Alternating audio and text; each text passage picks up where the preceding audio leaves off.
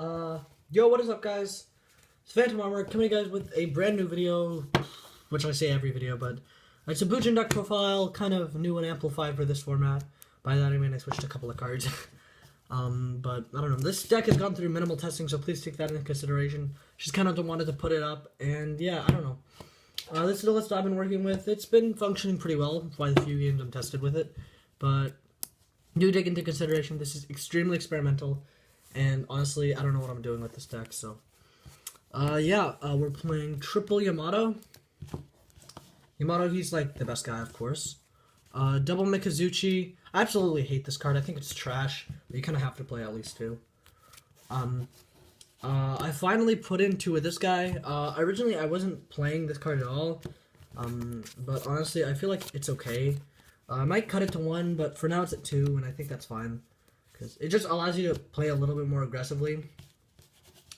So, yeah, this card's a thing. He's cool. And also, he makes a lot of your plays, like, much more explosive. Like, with this guy, a lot of the time you can, like, banish. Like, I know there's been some times where I, like, banish Crane, special summon this, make Amaterasu, special summon with something that's banished, and then on my opponent's turn, add the Crane to hand. So, like, that's a lot of use out of that one card. I'm playing Double Turtle. Kind of wanted to play 3, but I don't know, couldn't find the room. Because this is the only one you can use multiple times per turn, where, like, Hair you can't use multiple times per turn either. And Hair is, like, arguably the best one. So, like, Hair, I guess. Hair's pretty cool. These two are both really cool. Like, Hair just protects from battle, and Turtle protects from targeting. But, honestly, I don't know. Like, this deck kind of sucks against Pepe, because Ignister, so you have to side really heavily for that deck. But I didn't make a side deck for this deck, but I'm just saying that. Then we're playing Double Quillin, 1 Centipede. These three are both really good. The only difference is that, like, so, this guy, they both pop scales, but I didn't want to play 3 Quillin, and I didn't want to play 2 Centipede, so I just thought this ratio was the best. Because they both pop scales, except Quillin can also pop monsters, where Centipede can pop back row. So, that's like the 7 of those guys, the Banish from Grave. I don't know. I think these guys are all, like, pretty good. I don't think I'd cut one of them. Centipede's, like, still going through consideration, but he's so good, because a lot of the time you struggle with back row, if you don't set up properly. Triple Crane, really good. I know 3 is kind of excessive. I know, a while ago, people were only playing, like, 1 or 2, because most people won't attack you when you have Cranes, but a lot of people, they don't know how to play against this deck, so they attack you when you have Crane, and also they try to, like, push through it, so they attack you when you have Crane, so that's kind of shitty, but 3 is still good, and if you ever need to, you just normal summon it, and, well, you try to do stuff like that. You just try to make your Susawano, yeah. Double Honest, because this card's still there. This card's probably better, because, this deck can actually just destroy Cosmo, because Susawano, he can attack each special summon monster once, which means if they special summon a monster from their deck, he can hit that. Oh wait, no, this can attack all monsters your opponent controls once each, so you can hit into every monster, so if you Honest, you can literally just run through everything they have, until they eventually decide to summon Wicked Witch. So he's really cool. So Double Honest, and then finally Thunder King, because Thunder King is pretty cool. And also, if you have, like, Thunder King plus Honest, this is pretty cool, because yeah, this works. So then you can either, like, if your opponent doesn't attack into it, you can normal summon the Honest and then make a Bujin dude. And if they do attack into it, you can just Honest. So, yeah, I think Thunder King's still a pretty good card. Then we're playing triple Tenki to get to our Yamato. Triple Pata Duality, just because this deck's really slow, so why not? I'm gonna move this back a little bit, man. Double Kaiser. Why not, right? I might want to put a 3rd one in, but honestly, this card's really bad when you draw 2 of them, so that's the problem. Double Carnation. I don't know how I feel about this card. It's okay. I didn't want to play 3, and I didn't want to play 1, but you just play enough that you can search it off Mizuchi, and I guess, I don't know. Because this card can be dead quite a lot, but I feel like it's one of those cards that if you're not using it, most of the time you're winning. But, I don't know. It's just another one of the cards that get you back into the game. So, it's cool. And also, it recycles a lot of your resources. So, if you have one of these in hand and, like, a Yamato, it's like, that's a lot of resources already. So we're using double instant fusion. This card's really cool. I don't know. It's okay. I didn't want to play 3 again of these either. Because if you draw bad, this card just makes your hand like infinitely worse. Unless you like unless you open like 2 bad Bujins and then like the 2 ones that like if you open like for example if you open Crane Hair and Instant Fusion, you have to like set the hair, pass, hope they kill it and don't spin it, and then what is it? You activate this, normal summon the Crane, and then make a Amaterasu so you can like actually live. So that's what it does. And then Soul Charge, because I don't know, this card still has a place in this deck. This deck isn't that fast, and it can't exactly OTK, so we might as well play it.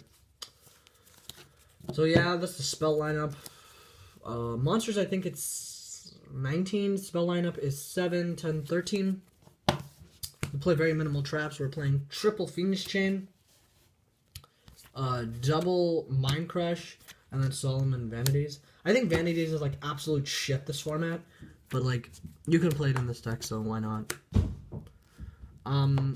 I don't know. I think all these 7 are kind of good, except for Vanities. I think this card's shit, but it works in this deck because you play a lot of ways to get this not to die. So yeah. So because like a lot of the time, if your opponent like if they can't in Bujins, if you just have Yamato and in this card, you just set this, summon the Yamato, send the hair or whatever, and then you activate this card. And since you never send cards from deck with Yamato, you add them to hand, then send them from hand to grave. This card is just like, it's so nutty, because it doesn't go away. So, I guess that's a reason that card's good in this deck. I don't know. It's not good in other decks, so don't play this format. Honestly, I think this card's shit. It doesn't do anything for you. Double Norden.